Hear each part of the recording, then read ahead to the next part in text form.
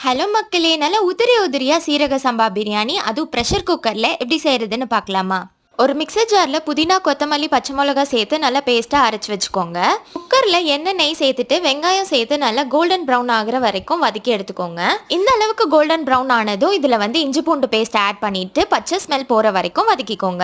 அரைச்சு வச்சிருக்க பேஸ்ட் சேர்த்துட்டு கலர் மாறுற வரைக்கும் நல்லா வதக்கி விட்டுக்கோங்க. அடுத்து தக்காளி ஆட் பண்ணிட்டு மசாலா எல்லாமே ஆட் பண்ணிக்கலாம். டீடைல்ஸ் எல்லாமே டிஸ்கிரிப்ஷன்ல கொடுத்துருக்கேன். 1/4 கப் அளவுக்கு தயிர் ஆட் பண்ணிட்டு நல்லா மிக்ஸ் பண்ணிட்டு எண்ணெய் பிரிஞ்சு வந்ததுக்கு அப்புறமா 1/2 கிலோ மட்டன் நான் வேக வச்சு வச்சிருக்கேன். அதையும் சேர்த்துட்டு ஒரு 10 மினிட்ஸ் லோ ஃப்ளேம்ல வச்சு நல்லா மிக்ஸ் பண்ணி விட்டுருங்க. இப்போ இதுல ஹோம்மேட் பிரியாணி மசாலா நான் சேர்த்திருக்கேன். அதோட வீடியோ நெக்ஸ்ட் அப்லோட் பண்றேன். நான் இன்னைக்கு 2 கப் அளவுக்கு சீரக சம்பா அரிசி எடுத்திருக்கேன். அதுக்கு 3 கப் அளவுக்கு தண்ணி ஊத்திக்கோங்க.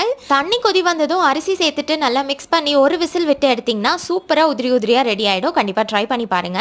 இந்த மாதிரி வீடியோஸ் பார்க்கறதுக்கு என்னோட பேஜை ஃபாலோ பண்ணிட்டு ஃப்ரெண்ட்ஸ் அண்ட் ஃபேமிலிக்கும் ஷேர் பண்ணி விட்டுருங்க.